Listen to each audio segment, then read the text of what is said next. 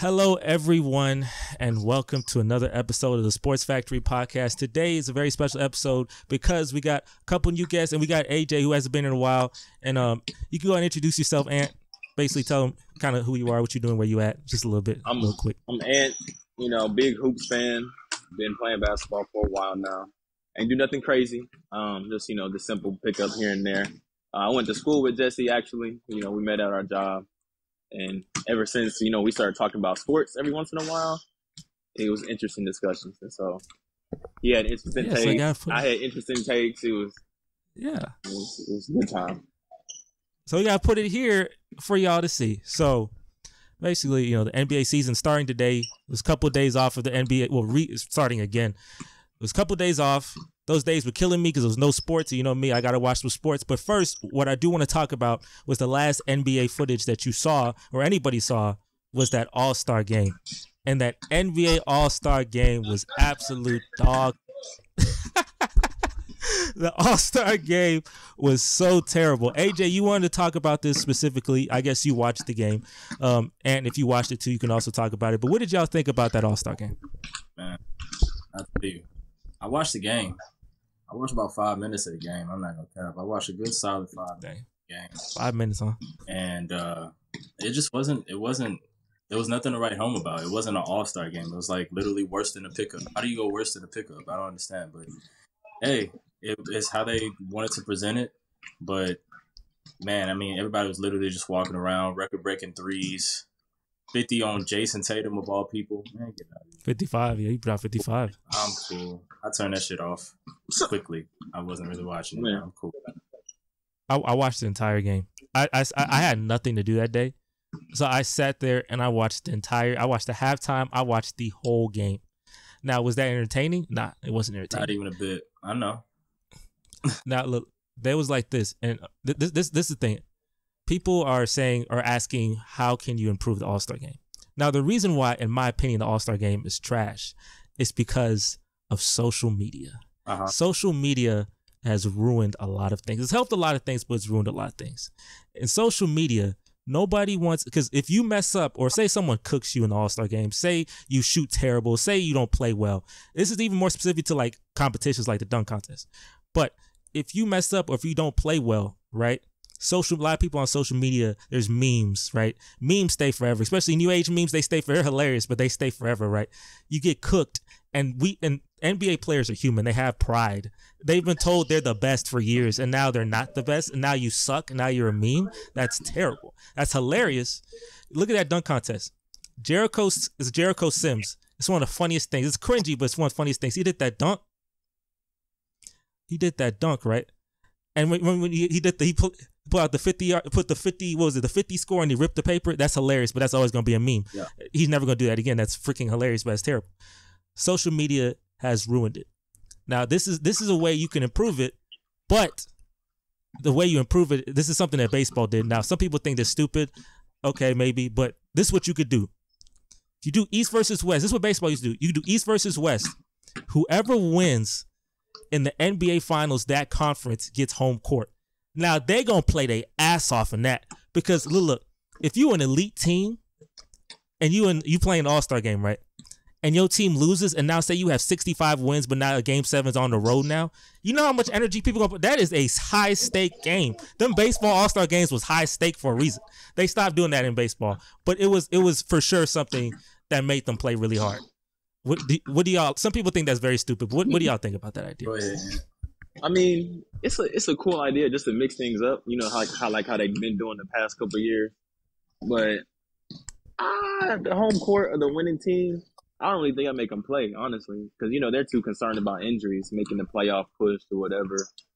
You know how it is, the load management. So that's why they're not taking the game as serious now, as opposed to back when Jordan, Kobe, AI, Vince, all of them were in the All-Star game. I think they should keep the draft, like pregame draft. But these players got to throw their egos out the window. You can't have like people like Jokic, I want to be picked up before the last pick. Nah, you last pick, my guy. No matter if you MVP or not. It's the All-Star game, right? And then that's sad seeing Jokic get the last pick. Hey, that's sad. But it is what it is. The guys know who the guys are, not the fans. So my thing, I like the draft, and I like how at the end of the game it's a little bit more competitive. But they need to do something in the beginning. Maybe that's like going to 21 or something like that, or maybe giving bonuses to whoever wins the first quarter or something like that. Whoever got the most stats, give them a little monetary bonus. They're gonna play harder, regardless of what their records are. But just stuff like that. That could work. That could work. Yeah, that the like who get bonuses for the quarter, or maybe like have different all-stars play different quarters. I know like I know the football did that. Like they flag football, but it'd be different people every time they had like 3 games. You could do that for. You just don't do what you did last time. Don't do what you did just like a couple days ago. That was like even the players said that was freaking terrible. Austin, welcome to the pod. Did you watch the All-Star game? Fuck no. I watched none of this shit. I watched none of it. Man, happily. Good man. I slept like happily. A baby that night. Oh my god. Hell no. Fuck all that. Unserious. It's unserious. The whole shit. All it is for niggas to be like, oh, I was an 8-time All-Star. Cool. What'd you do at the All-Star weekend? Doesn't matter. That's my take. What about the dunk contest? Did y'all like the dunk contest? No, I didn't watch it. You shouldn't have G Leaguers. You shouldn't have I didn't watch it either, but you shouldn't have G Leaguers in an NBA dunk contest. That's just my opinion. He did great though. Even though he did great, but you in the G League, my guy. You have plenty of other stars who could participate in the dunk contest. Man, I'll say this, right? You throw a dog a bone, they gonna eat that bone if they hungry. Them G Leaguers was starving down there in the G League. And that's why that boy came out and played like how he played. He got that money. He doubled his money in one game.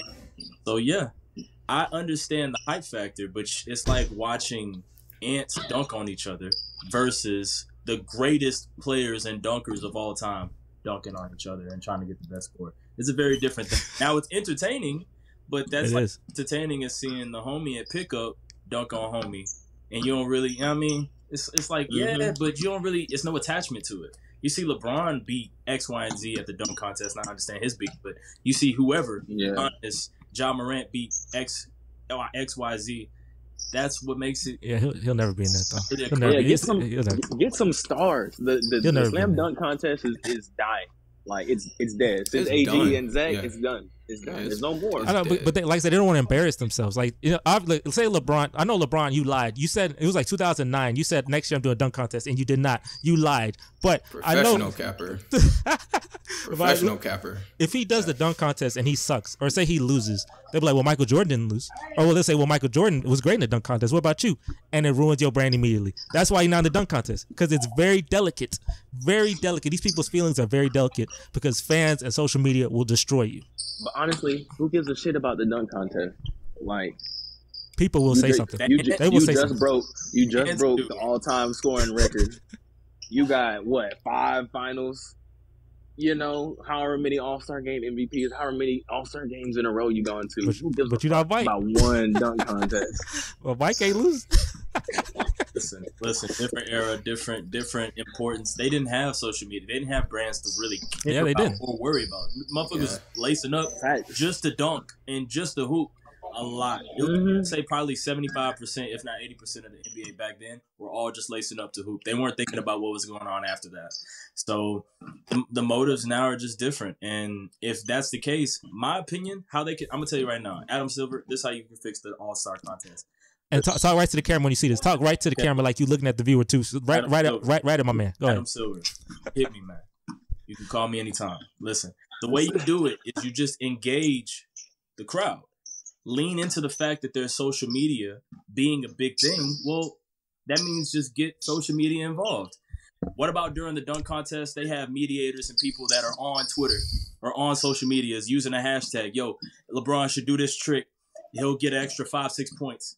Something simple like that. You can create a space for all of that to happen. You have live streaming where a chat can automatically vote on something. A mediator could put like a dunk. Hey, if XYZ does a dunk, they get 6 points. How many people want this? Run up the engagement. It's a no-brainer, but you do that during the game. And then it's off after the game. So the people that were in the chat, they're rewarded for watching the game instead of just seeing a bunch of people caring about their brands, walking up and down the court, throwing threes up to the sky for no reason. Adam Silver, bro, just hit me. I need my little check. That's all I'm saying. Give my little advancement.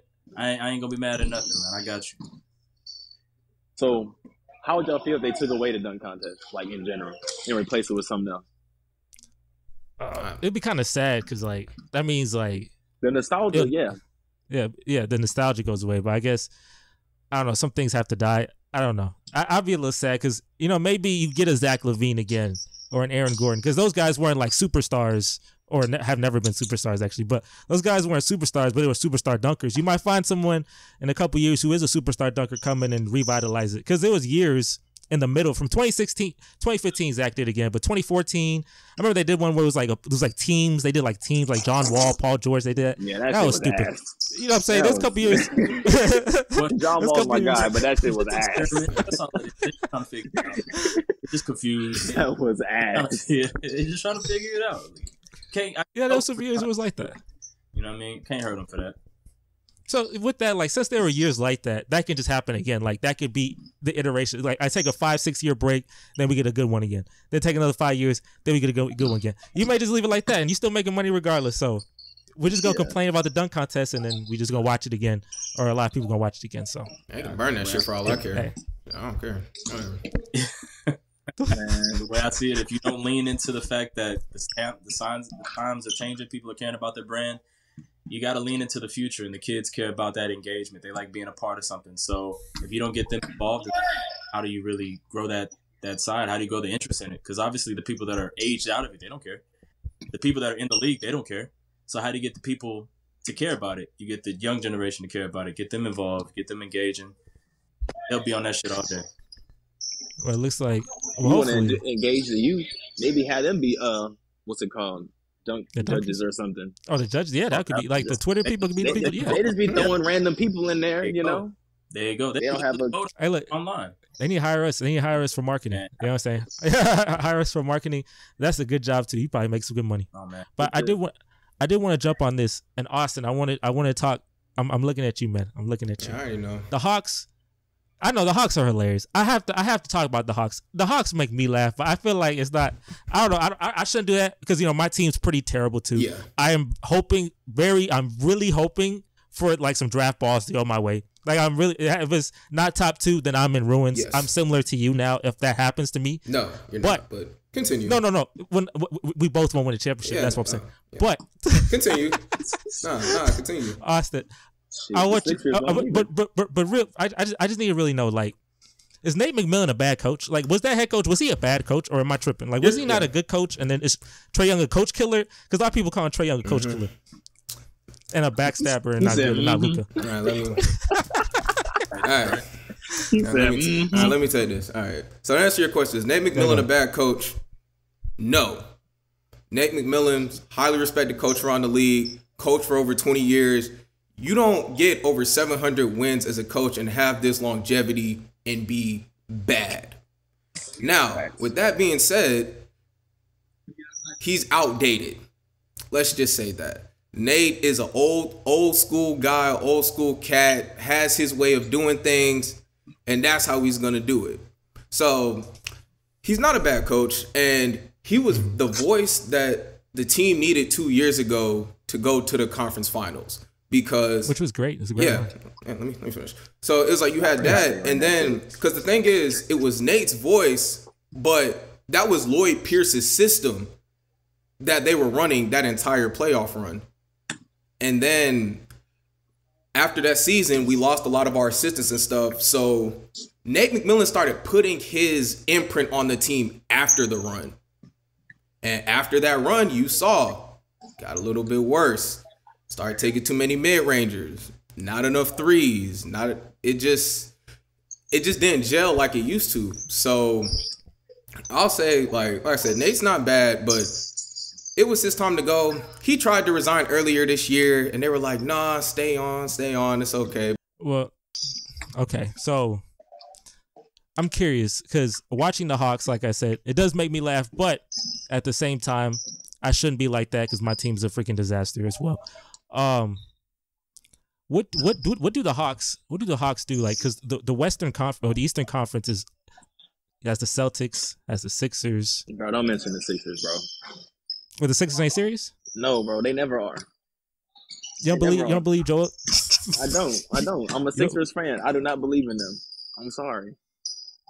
What's wrong with James Harden? I know James Harden he don't got no plot. He chokes a lot. But Joel Embiid, he gets injured a lot. But what if this may be the year where they both stay together? At least they ain't got Ben Simmons no more.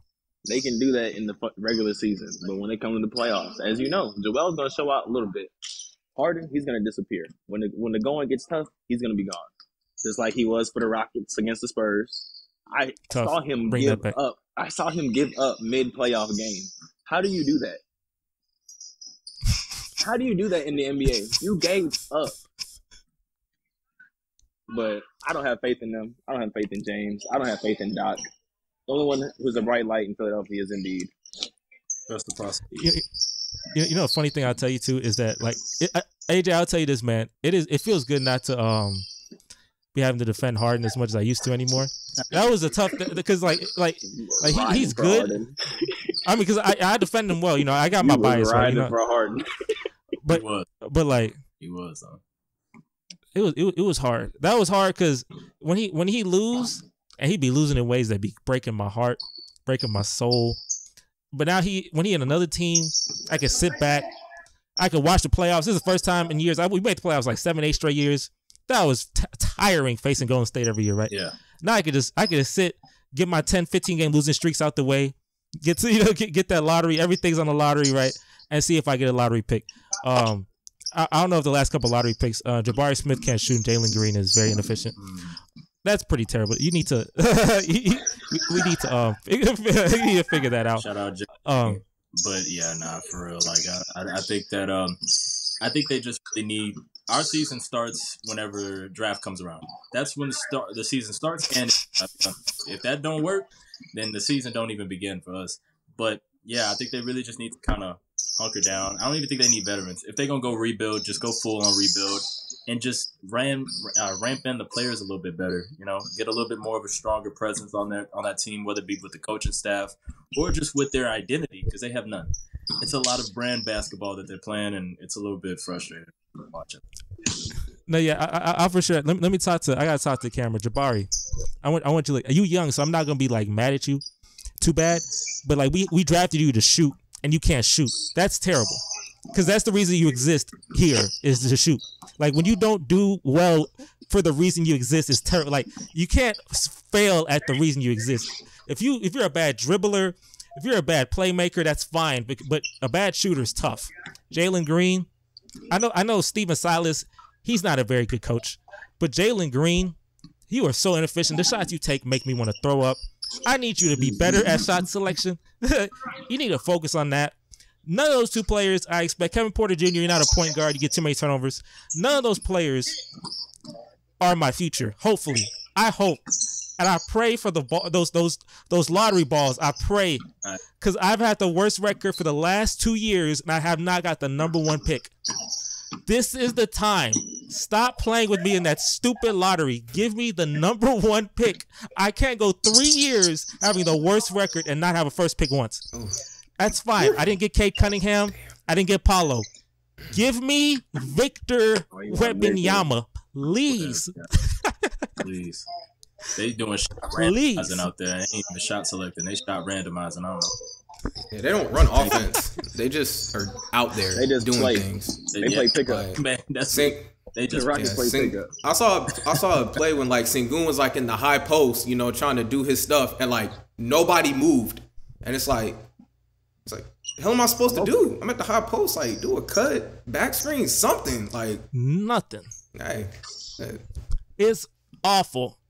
It's like I bought League Pass so I could watch the Rockets. I don't watch it. Hey, watch Sacramento instead, bro. That's a better watch, bro. That's a better watch. Because like I watch them and I get so bored and I'm like, this is so stupid. They're not doing anything. Jabari missing his 4th straight 3, and I'm like, this is I can't watch this. It's sad. So I leave. But hey, look, I get Victor. I'm watching a bunch of League Pass. So I get Victor. I'm getting League Pass again. But I'll tell you, with the type of like plot we got, type of energy we have, Victor gonna tear his ACL in the freaking summer league, and I'm gonna freaking jump off a cliff. Like I'm gonna get the 1 pick, but I'm gonna get like a Greg Oden, and that's gonna make me very sad. Hey, that's tough. That is very tough. Getting a Greg Oden is very tough. Oh, Rockets, please. But I do want to talk about this real quick. I do want to talk about this other number 1 pick. Ben Simmons. He getting ready to go to China. I ain't gonna lie to you. My man getting ready to go to China. Ben Simmons is so terrible. And it's such a misfortune. It's a misfortune, like, because I can't feel too bad for Ben Simmons because I know he had that mental health thing, and I understand that's very important. But before that, he had years. He came into the league literally with one weakness, but it's an Achilles heel, though. It's a weakness. It is literally the biggest weakness you could possibly have if you're a guy who has the ball in his hand a lot. It's shooting. You're a good playmaker. You're a good defender. You have great size. You have great athleticism, but you can't shoot. He didn't play his first year. He had a whole year learn how to shoot. Didn't do it. Came in, won Rookie of the Year over Donovan Mitchell, but it was fine. You had that 1-point game in that playoff game. It's fine. You know what? You're a rookie. It's fine, right? Learn how to shoot. Didn't learn how to shoot. Next year, still didn't learn how to shoot. Kawhi Leonard got you out of here. Next year, still didn't learn how to shoot. Now, look, after 4 years, you would think, okay, your one weakness is killing you. Learn how to shoot. It all climaxed against his Atlanta Hawks. To this day, he did not know how to shoot any time in that series, did not do anything in the fourth quarter, and he passed the ball in that fourth quarter at Game 7. He passed the ball. That man's confidence went straight to hell. Trae Young had a Hall of Fame intimidator. Shocking. Which is ridiculous. Yeah. That's because Trae Young is 5'11". But you got to understand the Philly fan. Like, Philly fans don't play that. You got to be mentally tough to play for Philadelphia. They will boo you on your own in your own home floor. That's why I'm so hard on you. I feel that. I'm so like, oh, you don't think the Sixers will do something? No, I don't think so. They're not showing me anything. They're not showing me anything. But see, I understand like Philly fans are like really harsh, but Ben Simmons doesn't try. He didn't try. He shot 0 threes for years. So he didn't even try to improve. It's one thing if you try to improve and you're just failing, but you're trying, then maybe they'll still may boo you, but at least you're trying. I have context. But you can't shoot. Why are you jacking up shots? Because you have wait, Austin, go ahead. What are you about to say?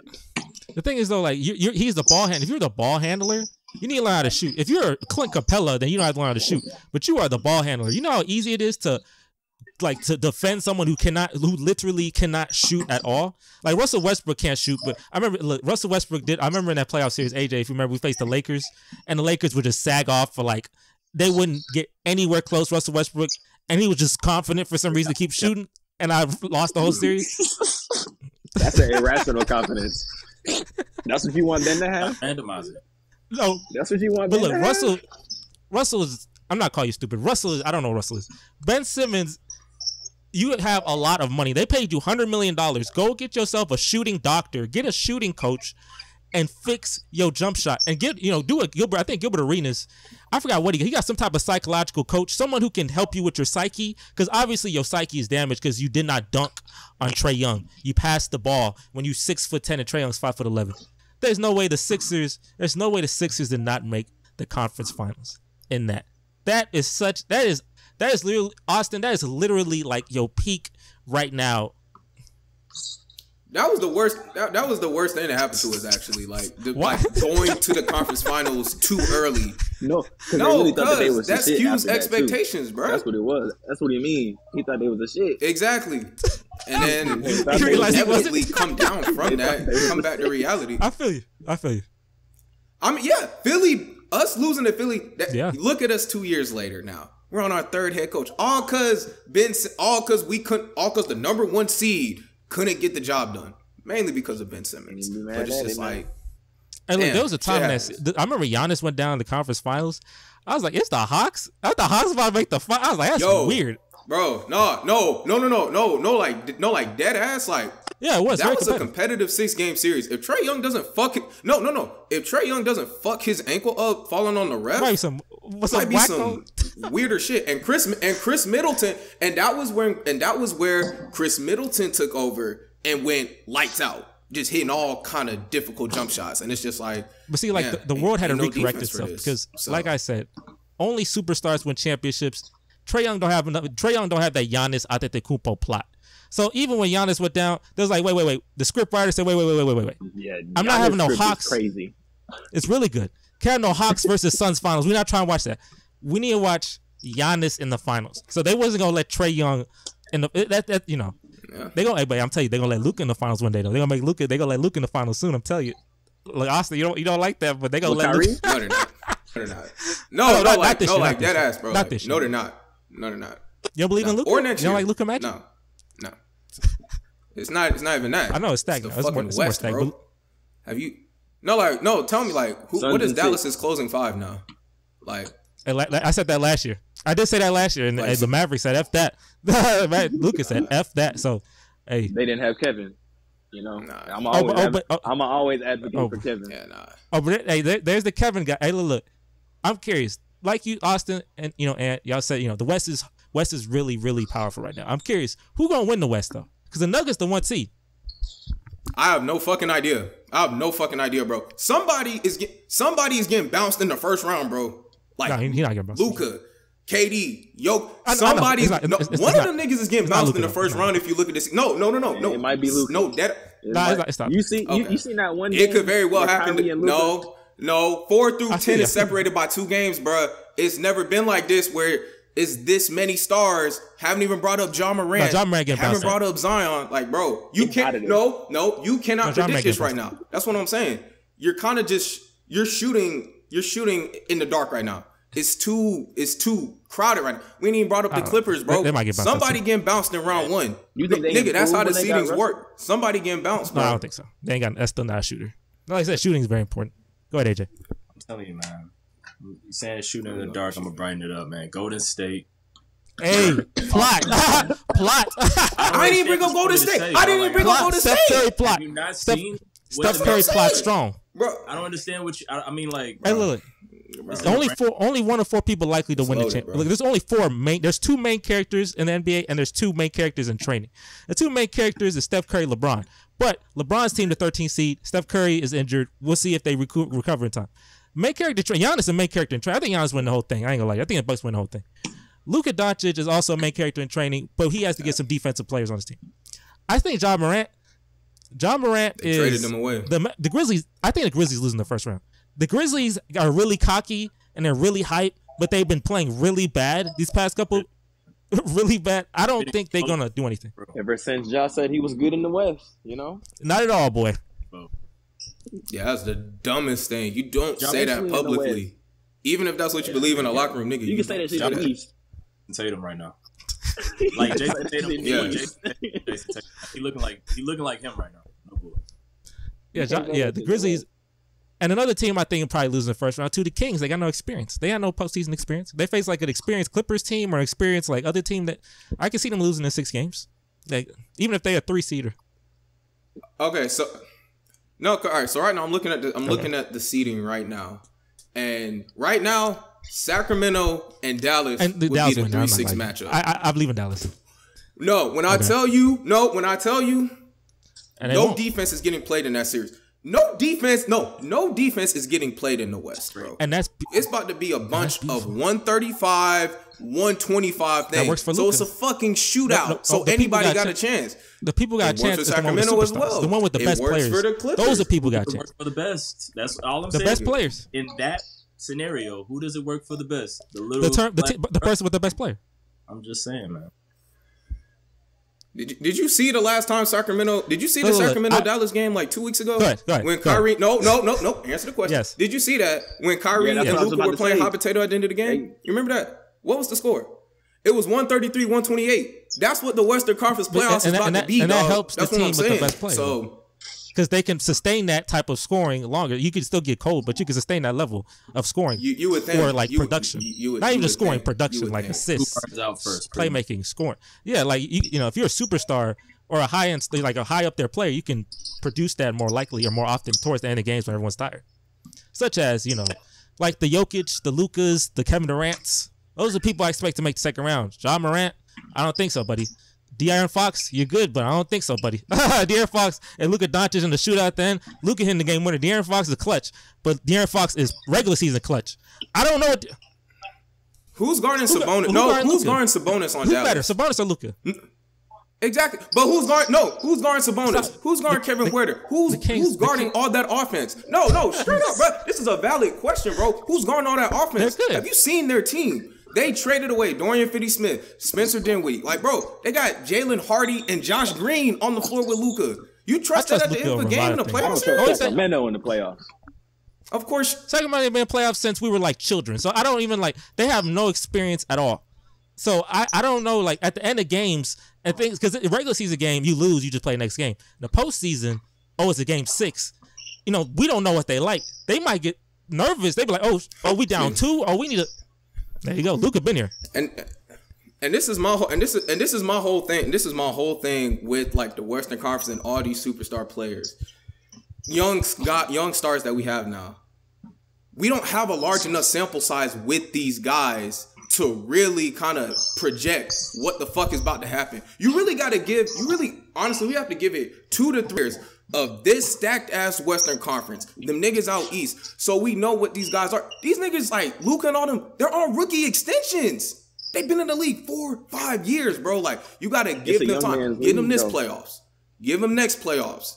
It's a young man's league, so we don't know. That's what I'm saying. We're kind of just shooting in the dark right now because the sample isn't there. We're gonna get some questions answered this playoff run, especially in the West. Like, who?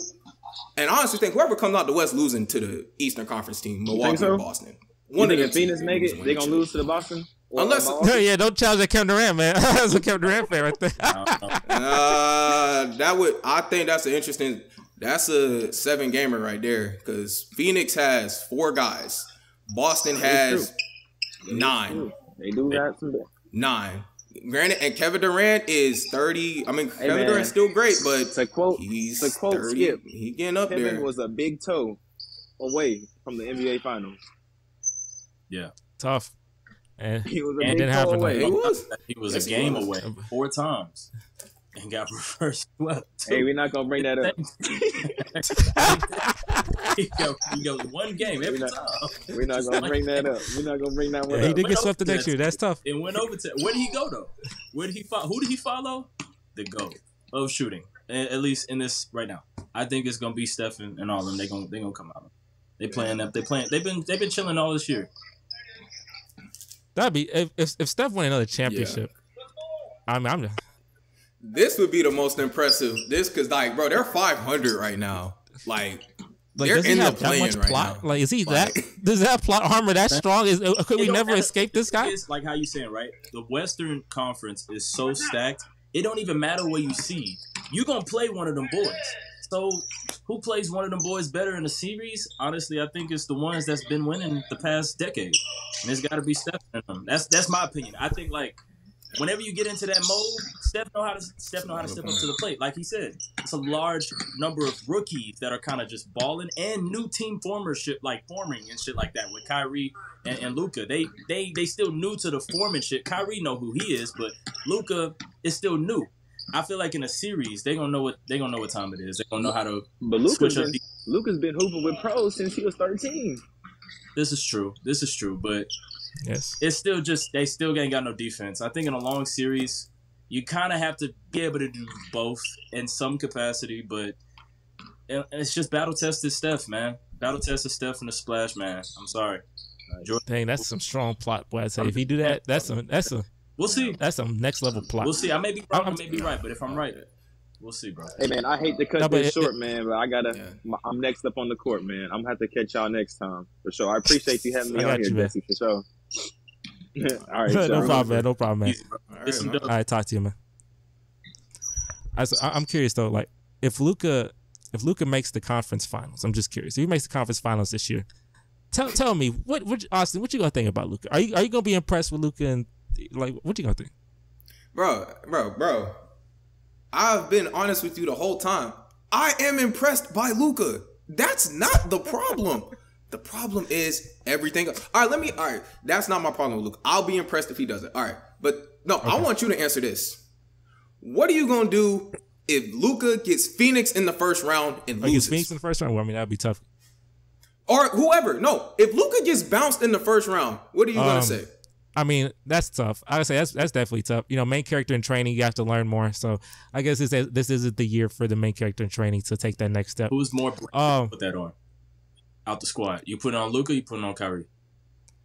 It depends it depends on like if it's Luka, it's Luka. But I have not seen Luka lose in the postseason. I say, oh yeah, it's definitely Luka's fault. Every time Luka loses, Like when he faced the Clippers those years, he was like dropping them off and just lost because he facing Kawhi Leonard, who's also a superstar. So if he's facing another superstar, then it's like, yeah, that can happen. He's facing Kevin Durant, I think, is around the same level as Luka. They're about the same. So if Kevin Durant with the more deeper team beats him, now if De'Aaron Fox beats him, then you can get on me. You can roast me harder if De'Aaron Fox because Luka is much better. I'm not saying much, but let me not flex that hard. But he is better.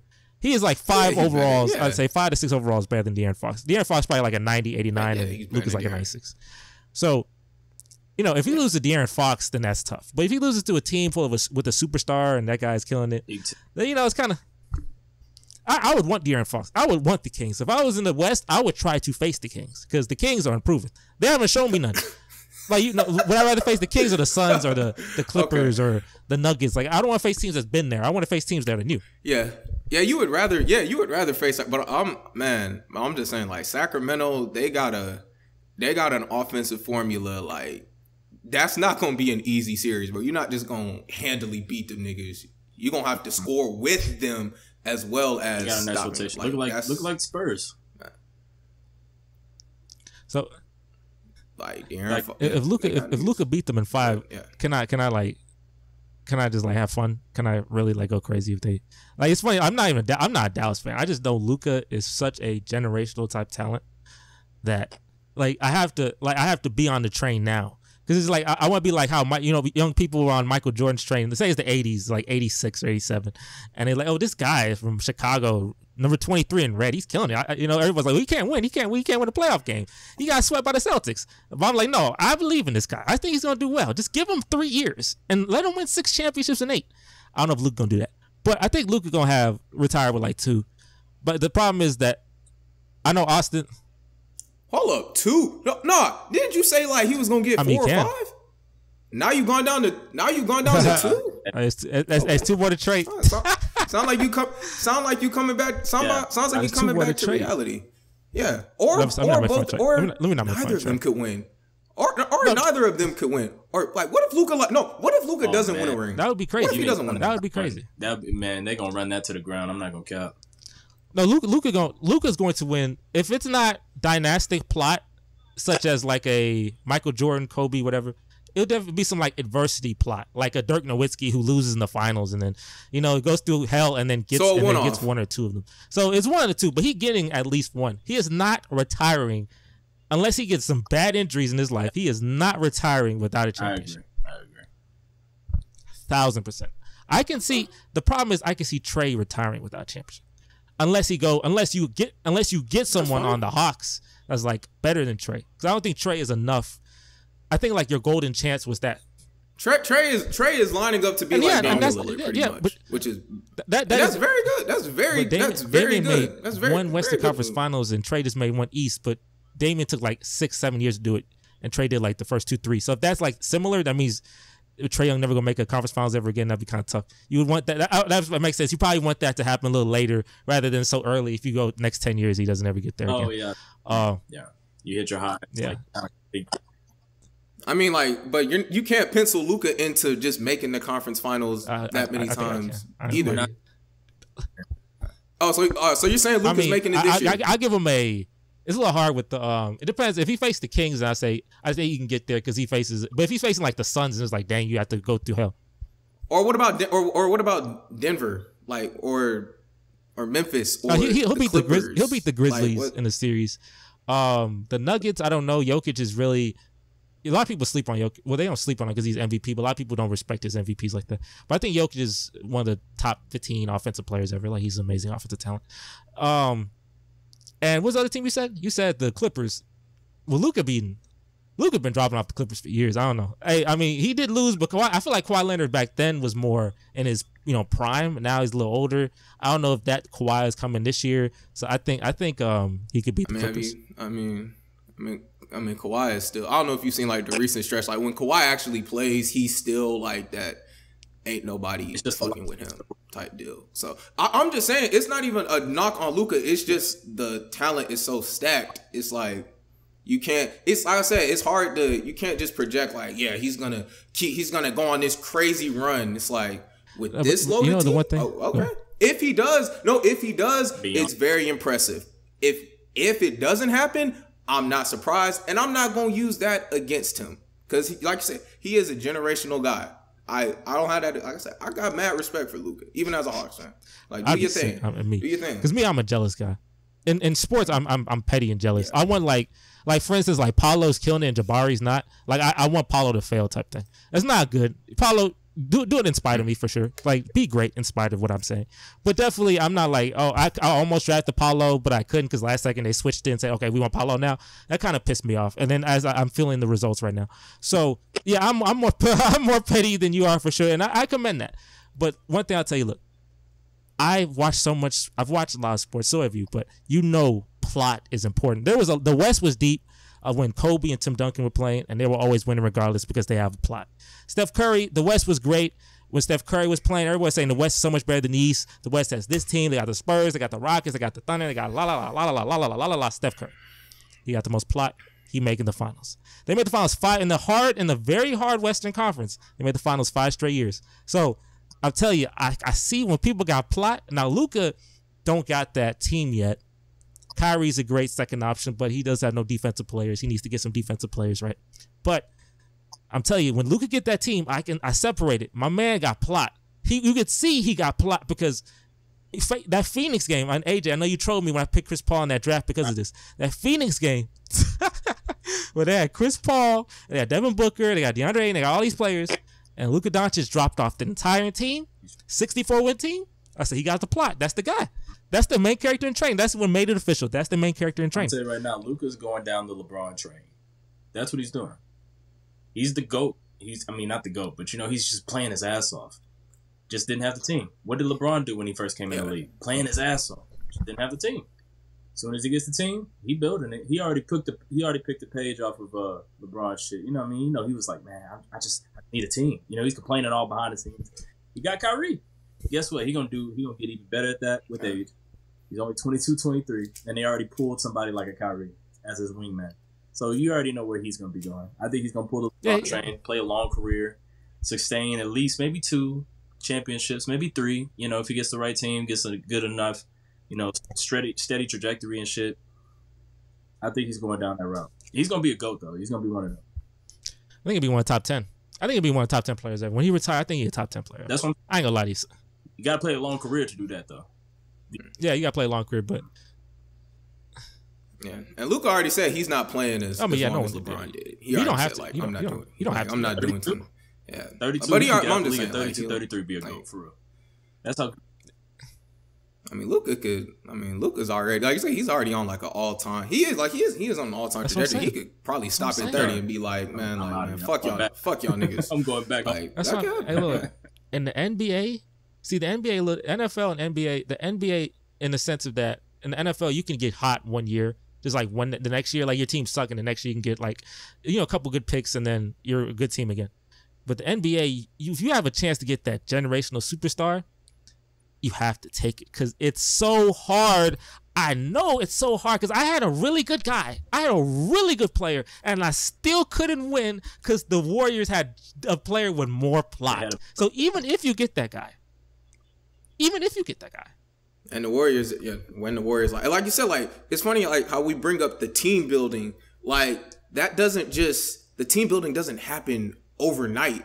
Like getting the guy is one thing. It's arguably harder to build the team, get the proper team around that guy. Because you see, like, even with Luka, it's like, when you have, like, it's ultimately a blessing to have these generational guys. But the thing about them is they raise your floor so crazy to where it's like, because this guy is on your team, you're not bad. You can have shit around this guy, but this dude is so special, it's like, oh, we'll be in the playoff mix off top, even without a bad team. But like I'm saying, getting those necessary pieces, like that's just as hard as the generational guy. That's why the teams like the Warriors, they got Steph, but they drafted Clay, drafted Draymond, traded for Iguodala, they kept building, and that's an organizational thing. So that's my. Yeah, so that's my whole thing. It's just like the team build, and we're entering a unique era of basketball to where it's like so many teams have guys have the talent in the NBA right now. It's crazy. It's crazy in the East and the West. Like most of these teams, even the teams that are quote unquote in purgatory, have like a top 20 guy. When purgatory 15 years ago was you have a bunch of top 50 guys and you win 44 games, but you don't have that star caliber player. More teams now have those star caliber players, and because it's more star caliber players now, it's kind of like, damn, like which one of these guys is going to come through? Because even with Shaq and Kobe and, with LeBron and all them, it wasn't this many guys that we have now. So we're entering a unique time, I would say, to where we really just gotta wait and see. Because we haven't seen something like this before. There's more talent. And definitely more teams have a shot. But at the end of the day, it's one of 4 teams. Really, 4 teams have a shot. Like really, really shot. And I think 2 of them in the East. I think the Bucks and Celtics. I think the Bucks are going to win it. I do believe Giannis, main character, right? Giannis can win it. I would love to see Giannis versus Steph Curry. That would be interesting because I want to see if. Yeah. We've never gotten that shit. Man, that small ball lineup against the Bucks. They both fast. Sign me up for that. Yeah, Drew Holiday getting under Steph. I want to see that because the Celtics one. Because Jason Tatum. But go ahead. I said they're just going to create some defensive schemes that'll just be, for Giannis. It's like literally Giannis in the playbook. It's gonna be dope. I think that'd be dope. It would be dope. Yeah. Hey, and Mike Brown. They took Sacramento took Mike Brown, and I thought they was gonna be. I didn't think they were gonna be good because I was like, Mike Brown been all these jobs, and a lot of times he don't do nothing. But hey, he's probably the coach of the year. That is great for you. Sacramento, last time you made the postseason, I was 8 years old. I am a grown man with my own apartment now. So, that was a long time ago. But, hey, congratulations. Hey, congratulations. Hopefully, if you don't have some historic collapse, you'll make the postseason. But I do believe there'll be a first-round exit. The NBA is right now very interesting. I would tell you, there's a lot of storylines that are happening. The Suns and Mavericks would be a wonderful series. What you're talking about because Kyrie versus KD, revenge of last year's second round. There's a lot of storylines with that. Everybody would love to see that. I would like to see that in the second round, but as you said, it could also be a first round series. And like I said, there's a lot of great storylines, but we always sleep on the Nuggets. Should never sleep on the Nuggets. Nikola Jokic, I'm gonna give you your shout out, man. Nikola Jokic, man, you are gonna be likely 3 straight MVP awards. That is very impressive. Only 3 other people have ever done that. And no one thought Denver would ever do that, right? You know what I'm saying? You're the best player to ever wear number 15. Yeah, Carmelo, I'm looking at you. You're not better than Nikola Jokic. Never will be. Sorry. It's funny, too. Like the players now that are winning MVPs for, like, the Nuggets, number 15, Carmelo wore it. Or 34, Giannis, Ray Allen wore it. But then they just got a better version of the play. So just make sure to wear like a player's number from a guy who was kind of good but not great. Like not a superstar. Like really like a MVP player. And then you're good because that's happened twice. That's the last, 4 MVPs of those players? Is Jokic and Giannis, those are the last 4 MVPs, right? Is that true? I think that is true. 19, 20, 22. I think so. 3 years ago then. Yeah, because Giannis, Giannis, Jokic. And now Jokic, yeah. So and who's Giannis the top 2 right now for the MVP? Giannis and Jokic. They running it. Hey, they running it. Is Jokic, I'm curious, what do y'all think? Do you think Jokic right now is playing as the best player in the NBA right now? Do you think? What do y'all think about that? Go ahead, Austin. Honestly, it depends on the night, bro. Because I think best player in the NBA kind of right now, like I said, it all depends on who just had the craziest stat line. So if Jokic puts up 37, 15, and 12 on 13 of 16 shooting, oh, look at Jokic. Luka drops a 60-point triple-double. Oh, look at look at Luka. Oh, look at Giannis. Oh, Giannis just casually dropping 50 bombs on dudes. Oh, look at Giannis. And then it's just I can't forget. Well, Steph Curry's hurt right now, but I think it's just a revolving door. Jason Tatum drops 46 on niggas. It's look at Jason Tatum. Look at Embiid with a 38 and 25 bomb. Yeah, that's how I look at it. It depends on the night. But that's just how good niggas are today. What'd you think, AJ? What'd you think? I would say that Jokic is the most efficient, consistent, by far. It's amazing. and safe player in the NBA in terms of what he's producing. Him and LeBron. Even though LeBron is still kind of like doing the not crazy dunks, but he's still dunking, kind of playing off the rim and running fastball. But Jokic, he plays the big man role. He's the passer. He's the bucket getter, ISO, whatever, posted. He plays safe, man. Like in terms of he's not going to be injured very much. I think that if you're trying to go for a long series, somebody like Jokic is great. Like if obviously I'm just saying Golden State because I just seen they said that he was gonna come back like towards the playoffs and shit. So I'm like, okay, cool. But the thing is that with Jokic, that's probably like my real team that I was talking about for like the Western because Jokic is him, man. He's really just one of him. It's just and he's safe. You never really can count out a player that's never gonna get it. And I don't think he'll really get it. He's shooting 63%. Yeah, that is very efficient player. And off the ass, like he's just one of those guys, man. It's like literally a point generator, like just a simulation. He's averaging a triple-double as a center. Mm-hmm. That, and I'll tell you, look, I'm gonna be a hater right now. To me, that's more impressive than Russell Westbrook. Oh, people gonna be like, no, but I'm gonna be a hater. I don't care what you say. I wouldn't say, bro. I'll be honest. That Russell Westbrook was kind of crazy because he was a guard. The thing is, isn't it harder for a center? Jokic is 7 foot. But to get 10 assists, the average 10 assists for a center is crazy. Just like the average 10 assists for a point guard is almost similar to the 10 rebounds for a center. It's kind of like but high pace game, yeah. You got a lot of runarounds. You got a lot of bees that just be flying around the 3-point line, man. You'll be all right. You'll be all right. Nah, ain't nobody doing that. Ain't nobody just average 10 assists and talking about something. He walking up the ball. He walking up with the ball and all that. Look, I'll tell you, I know I got hater tendency because James Harden, I believe, should win MVP. But Russell Westbrook had that 50-point triple-double in Denver, and I knew it was over. I knew at that point, I was like, dang, I lost. We were there, but James had a bad wrist, and for 2 weeks was throwing out bad games. I was like, bro, sit. You're ruining your stock. But he had a bad wrist, kept playing terrible, and Russell Westbrook hit the buzzer beater and did that little jump all happy in Denver. I was like, that's tough. Beat him in 5, though. Beat him in 5 games that first round, though. But Russell Westbrook, in that triple-double season, I know I love to hate. But my man stat pad purely. It was a pure stat pad. I already knew he was going to average triple-double, too. That wasn't even like a surprise to me. Because he did it when KD got hurt a couple years prior for like a month. He averaged triple-double. I was like, he has the ball in his hands a lot. He's going to average triple-double. He's an athletic guy. He can rebound the ball. But they were like clearing out so they can make sure he get the rebounds. And they were saying, oh, that's just a part of our offense. No, they're lying. That's freaking your stat padding. We could see it. Or if he's 1 assist away and he's not shooting wide open shots and layups, he's passing it. That guy not open. Give me the ball back. Run around, pass it again. I say, shut up.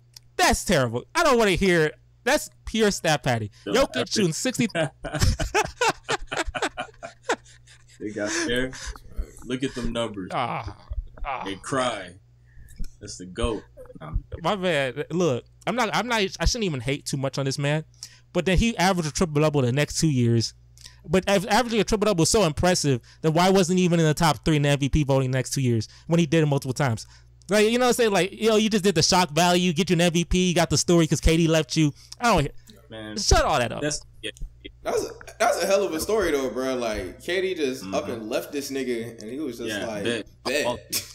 48 wins with Andre Robertson in the backcourt with me. Like, it's like, and Victor Oladipo before he got the next year, cold. This is another thing too. They had Sabonis and they had Oladipo, and then the next year they go to Indiana, they both all-stars. I'm like, hey, I don't know. He just left, but that's me in my pure hating form. I'll tell you, look, even with me in my pure hating form, you won 48 games. Congratulations. You were the 6th seed. But in my mind, I was like, bro, most teams in the NBA make the playoffs anyways. It's like we left KD. KD left. I believe the Thunder were still gonna make the playoffs. I didn't think the Thunder. Now if the Thunder were like some top 3 seed or something or top 4 seed, I'd be like, oh, okay, this is pretty impressive. But being a 6th seed, I was like, okay, it's the story. It's the shock value. The next couple of years, he wasn't even in the top 3, top 5 for the MVP because the shock value is gone. You have no story anymore. It's completely over, right? Jokic, Russell Westbrook's terribly inefficient.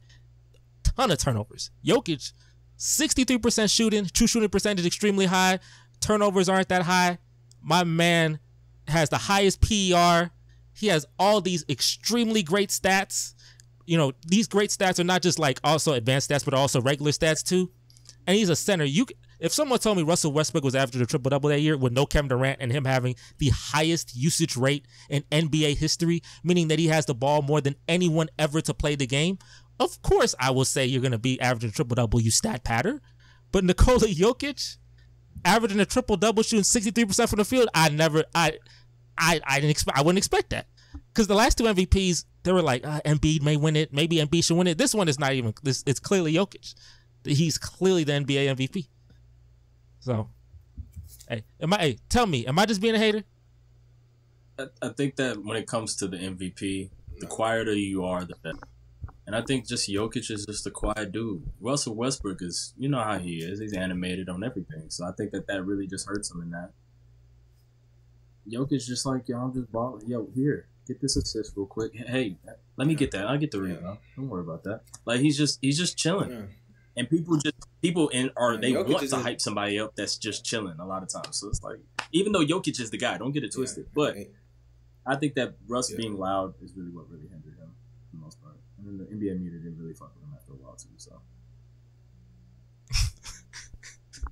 Yeah, Jokic just chilling in Denver, just chilling in the altitude out there, just routinely dropping niggas off. Shoot, let me see. They playing Cleveland right now.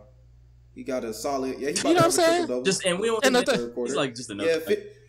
A casual 15, 12, and 8 on. You know, I take taking that. 7 shots. I'm taking that over Russell's because especially considering the fact that my man the number 1 seed too.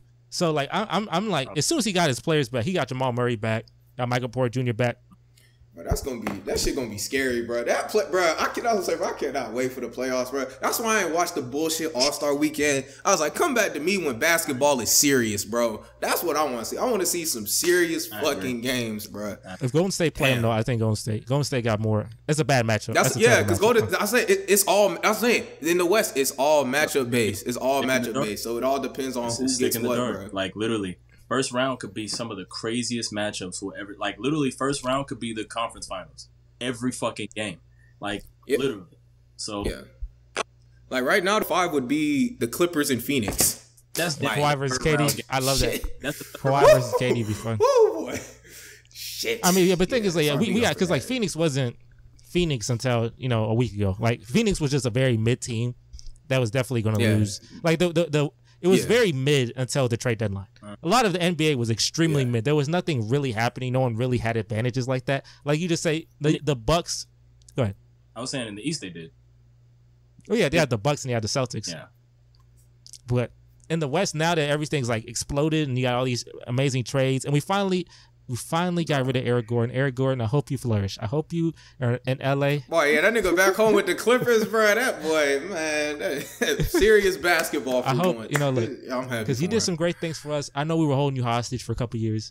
I'll never forget that Game 5. You hit that, game clinching shot against Golden State. You did some great things for us. Obviously, we have no plot here. So go to a team. The Clippers have no plot either. They blew a 3-1 lead to the Nuggets, but they have more plot than we do at the moment. So. Yo, the Clippers, have some fun. You might lose in the first round, but at least you're in the playoffs playing meaningful basketball instead of babysitting Jalen Green and Jabari Smith. Because no one wants to do that for a living. No, facts. It's a bad deal. Bad deal. But maybe you left too early and you missed out on Victor. Nah, let me stop. Nah. Be a 2-3. I gotta lower my expectation. I expect the 4th pick, 1,000% too. I really do. It's not because the 3rd pick give me Amen Thompson, who's also really good. But I expect the 4th pick. It would really piss me off. But that's what I expect because I can't have anything nice. You know what I'm saying? I can't. Yeah, it's. Hey, look, I'm gonna live stream that too. I will live stream the draft lottery. I did live stream the dunk contest, all that. So Austin, I did watch the entire thing. I watched everything for a good. I watched the entire thing. So I will watch the draft lottery. I'll watch the entire thing. Anyone's invited. It's going to be hilarious because you're either going to see me with extreme, it's like a bipolar thing. You're going to see me like manic or depressed. You're going to see me one or two, not in the middle. Like manic or depressed. Like if we get the 1 pick, they say, because the 2nd pick is exposed for the 1 pick, right? So obviously they're going to tell me, say Detroit get the 2nd pick, then you don't have to say nothing. I know what I got. I'm be doing backflips. I'm be jumping around. I'm be freaking happy, and I might tear my ACL that day. But if I get the 5th pick, I'm going to throw up in the bathroom. Because that's sick. That's very tough. Year 4. Year 4 of worst record. The boy went from dreams and nightmares to Cups of the Rose.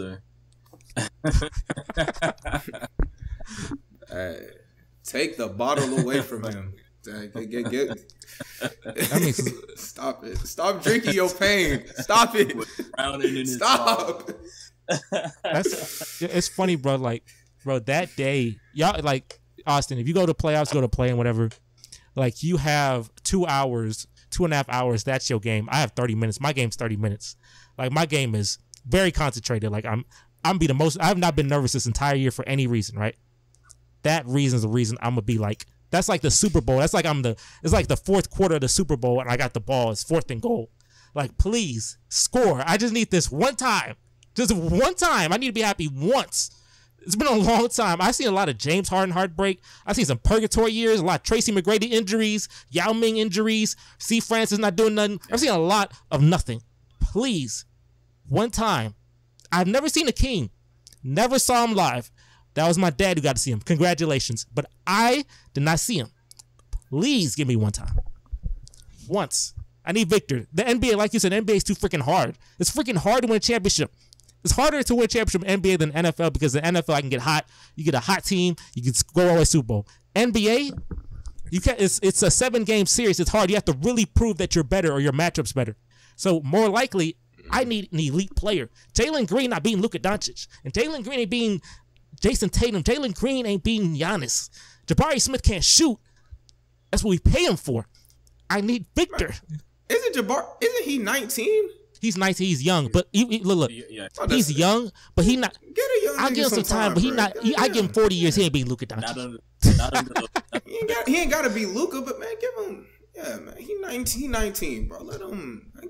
I'll give him some time, but I'm not. Look, Jabari, I believe you learn how to shoot because you have a good shooting stroke. I'm a believe in you, but I need a superstar, almost generational talent. To, like you said, Austin, the NBA is hard. You have this guy, you got that guy, you say Luka may not win. If Luka not gonna win, you think Jalen Green gonna win?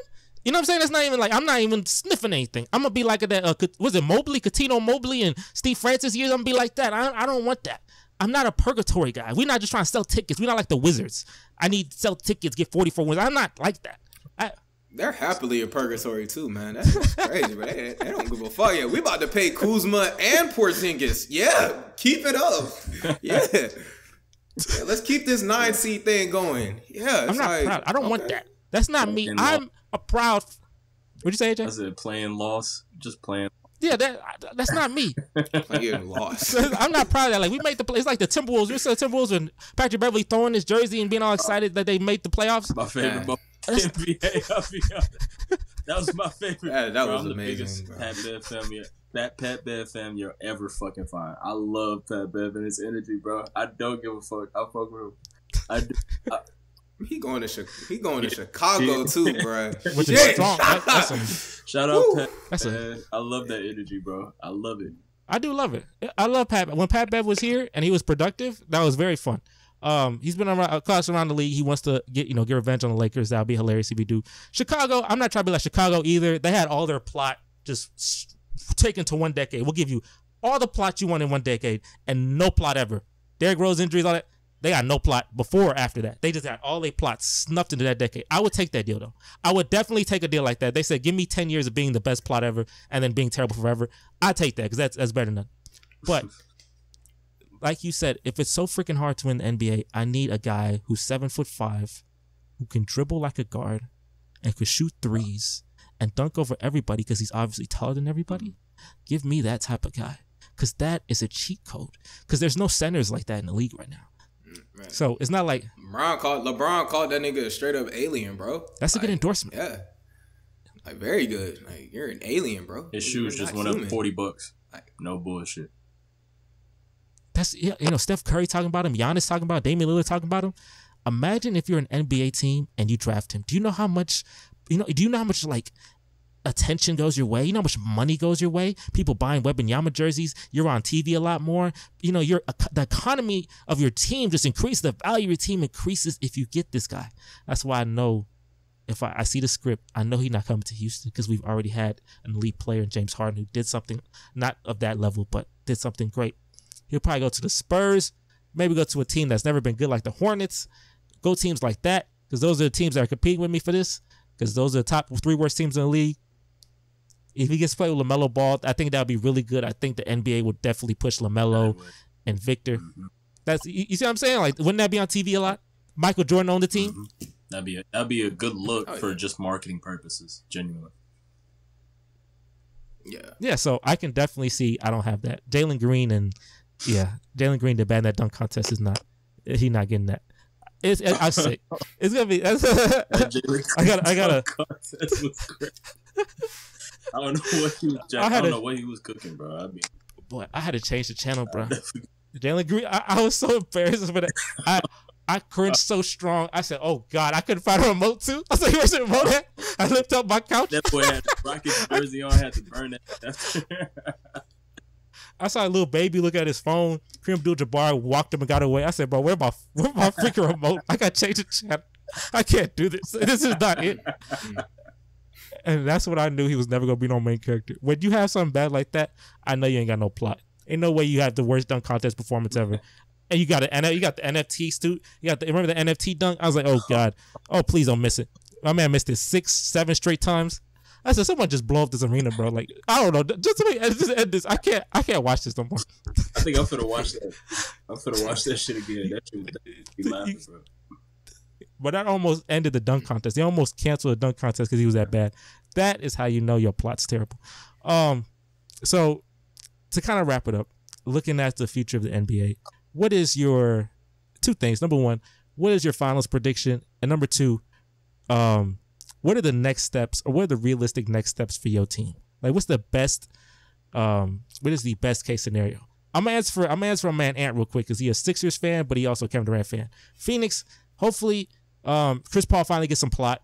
I know AJ, you say Chris Paul got no plot. This is his best chance ever. This is it. Like, this is like you get what Steph Curry got basically. This is what Steph Curry had, and you were always. I know he was jealous too. I know he was jealous, but you got it now. You're in Phoenix. This is your shot. Win a championship. Kevin Durant on a long-term contract too. Win a championship. Sixers get to the conference finals. Joel Embiid's always tearing something. James Harden's always choking in the second round. Get to that conference finals. If you do that, I think that's a successful season. And yeah, I don't know what his predictions. My predictions for the NBA finals is I think the Milwaukee Bucks. I think the Denver Nuggets make it. I think the Denver Nuggets. It won't be the most watched finals ever because definitely no one is going to watch Denver like that. But I think that'll be a very competitive series, and I think the Bucks win in 6 games. All right.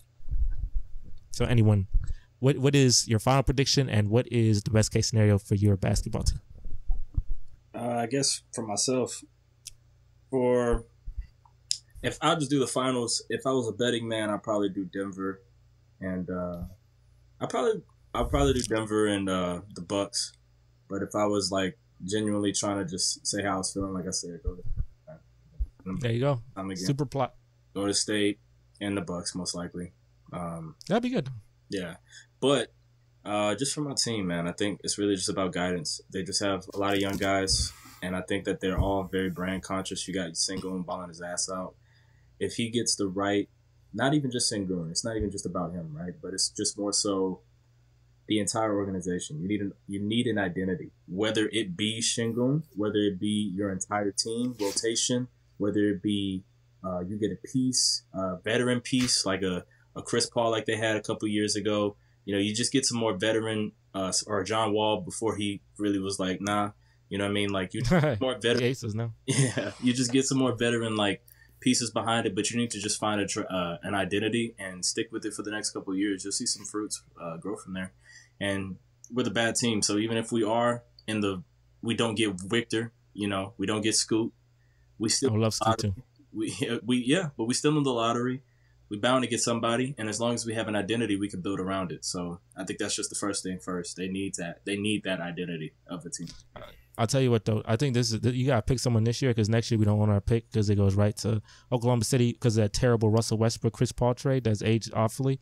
So yeah, this is kind of it. That was bad, Rook. That was a really bad trade. But yeah, it was very bad. It's affecting us to this. Yeah, it does have to be this pick, but that pick could, you know, you never know, man. There's still some top tier talent that could be picked out from that. But you know, just hope that everything goes well in terms of the identity. Like Spurs, they knew what time it was when they started tanking. They knew what time it was. They hunkered down. They tanked. Yeah. You know what I'm saying? Trade DeJounte, boy. Get DeJounte out. Let's get this Victor, baby. Let's get some Victor, man. They knew what time it was. They kept the cap space nice. So just do the same and, build around that, hopefully. It sucks too, since we don't have a pick next year, we can't get Bronny James, who's going to be a top 10 player, and can't get the LeBron package. That would be so great. But it'd be funny the Thunder get that because they take our pick, they get that. That's funny. That would be crazy. That would be hilarious. That's how you know your plot don't go well. All right, Austin, what's your this team's so stupid. What is your what's your prediction, bro? And what's the outlook of your team? Yeah, let's do the prediction. Let's do the prediction first. So this prediction, like I said, it's kind of up in the air. This could change and this will change. But right now, I'd probably say Boston and Phoenix, and give me Boston. I think, yeah. Jason Tatum. I think whoever comes out the East is winning though this year. So either Boston or Milwaukee. But right now, slide edge to Boston over Phoenix. And what's your in the final? And what's your realistic and hopeful outcome for your basketball team? Like just this season and beyond. Yeah. All right, so let me just start off. I'm mentally punting on this season. I don't give a shit. Okay. I already know. I'm a rational guy. I'm, try to be rooted in reality. So for this season, all right, we're already on the search for a new coach. Looks like they're trying to get Quinn Snyder, dude from Utah. I think that would really benefit the Hawks because the thing that they need right now, because they have the team is still very young, but they need, how do I word it? We need some stability. First off, we need ownership. We need organizational stability, and that starts from ownership down. From ownership, we just got Landry Fields just got promoted to being the GM. Kyle Korver is the assistant GM. So getting some stability, getting some ownership stability, and then getting a coach that can instill a foundation for the regular season. Because the Hawks have been very fluky the past couple years to where it's like it's taken crazy second half runs to get to the conference finals 2 years ago, and then we're the 9 seed in the play-in, but we beat Charlotte, beat Cleveland, get into the playoffs and get absolutely smoked. So I think getting like a coach like Quinn Snyder because Quinn Snyder like instilled a system in Utah to where with Donovan Mitchell and Rudy Gobert, they were routinely like a top 4 or 5 seed in the West. So I think getting a guy like him, that prioritizes player development, because the thing with Nate McMillan was like, I'm not a player development guy. So he would just play all the vets. And it's just like, we got Onyeka Okongwu, we got Jalen Johnson, we got AJ Griffin. Pretty much our team outside of Bogey and Capella is like 25 and younger. So just like I said, getting some stability there so the team can grow and improve, because there is, like I say, you got Trae Young, you got DeJounte Murray, you got DeAndre Hunter, John Collins, Clint Capella. You actually look at their starting 5 net rating, I think it's like top 2 or 3 in the NBA in terms of like a starting 5 net rating. Like when the starting 5 is on the court, it's a damn good team. And 1 through 8, the Hawks are solid. It's just going back to what I said about the organization. They're gonna have to. One of the reasons why they're underperforming this year is because the owner said we're not going into the luxury tax. So when you decide to not go into the luxury tax, that's a self-imposed ceiling you're putting on your team because you're not spending money to get better players. And they're probably not going to go into the luxury tax next year either. So I think prioritizing just player development for the younger guys, because Trae Young, John Collins, DeAndre Hunter, all those guys, like those are like good young guys that are still improving. But getting, like I said, the Onyeka Okongwus and the Jalen Johnsons, the AJ Griffins, like getting these guys more consistent minutes. And I guess like, because my whole theory with the Hawks is like they won't go into the luxury tax until they have to pay DeJounte Murray, which is after next season. So, and I guess like just best case going forward, the East is pretty much Milwaukee, Boston, Philly. That's the top 3. But that 4 through 6 is kind of open for anybody to kind of fall into that. Like Cleveland like going forward, probably Cleveland. So best case, we're kind of in that 5, 6, maybe 4 range. If things start clicking, guys, some of our younger guys start developing more. So overall, I do have like an optimistic outlook on the future. Like I said, just because the team is so young, like Trae Young is 24, like, and this is a down year for him, and it's 27-10, and it's just like, okay, we get some of the organizational stuff in, get a coach in that can just instill taking the regular season seriously, and just having a system where everybody knows what they're getting, and running an updated offense to where we're not first in mid-range attempts and bottom 5 in threes. That is not a recipe for success in 2023. And that's the shot profile that the Hawks had under Nate McMillan. So next year, get an overhaul of that, and just, keep developing your guys and building a culture centered around Trae Young. As flawed as it may be, we're not going to get anybody better than him. We haven't had a star since Dominique Wilkins. Tough. The Hawks were 60. I'm sorry. Keep going. I'm sorry. Anyways, keep going. Disregard that. But what was I saying? I threw him off too. A little bit, yeah. I'm sorry. I'm sorry. That was too easy. I'm sorry. That was a yeah. Aim higher.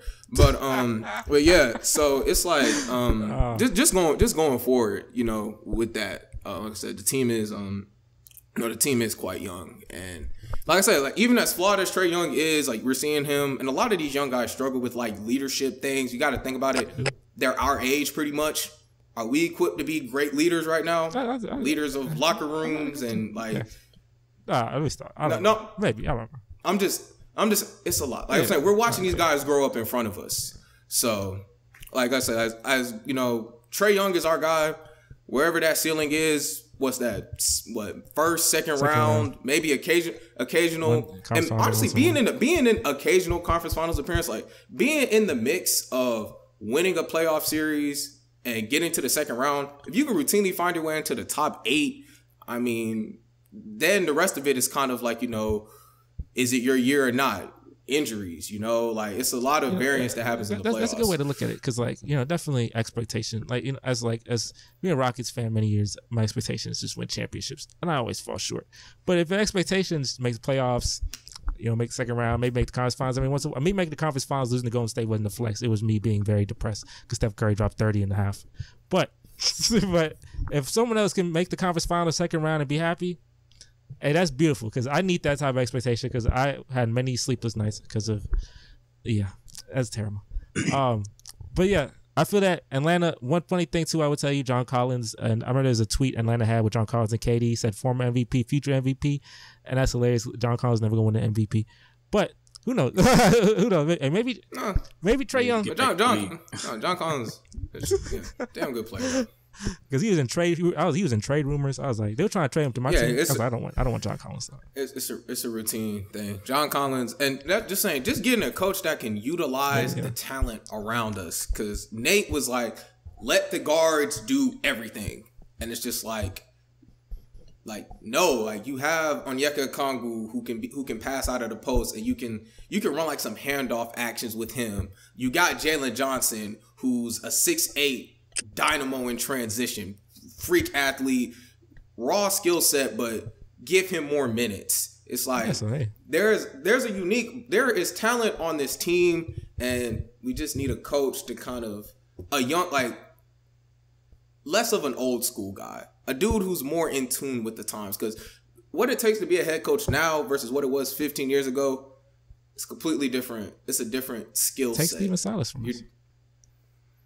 No. Quinn Snyder. No. We're gonna fire Steven Silas in about a couple weeks. Sorry, Steven Silas. But yeah, so the NBA season is happening right now. We are returning to the NBA season. I want to thank you guys for joining the podcast. Thank you, Ant, for being on the podcast as well. It's a great time. Oh, AJ, go ahead. Yeah, I just wanted to say this one more thing, man. I mean, this is something that the analysts on the ESPN and everything like that won't ever say, but it's something I'm always say. And I know I called them ants at the beginning and all that.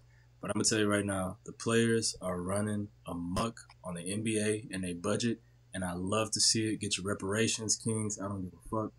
They getting that money. It's a lot of bad contracts in the league right now. Trust and believe. Oh, definitely. Yeah. A lot of bad contracts and a lot of arrogant players. Yo, You may fuck it up, but right now it's a winning. It's a players' league right now. Get that money.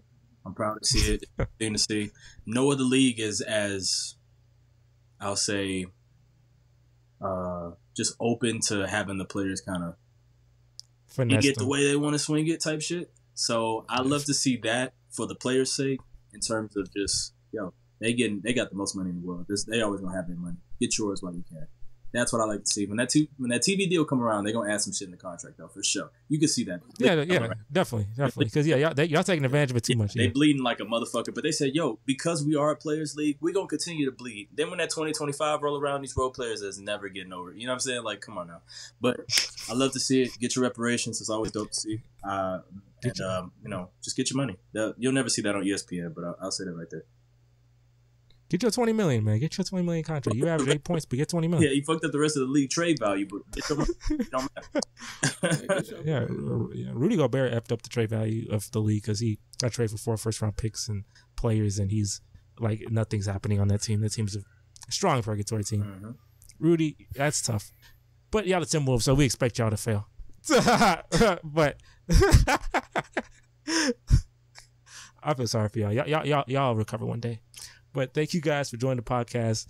I can't wait for this NBA season to mature, to finish. We have a lot of live streams for NBA playoff games. Also, I'll make sure to see those Hawks, see if they make me laugh, or see if they're doing really good in the postseason. You can also watch some Luka games, see if maybe you laugh, and then, I'll be like, because Luka chokes maybe against De'Aaron Fox. I don't know. We'll see. Anything can happen.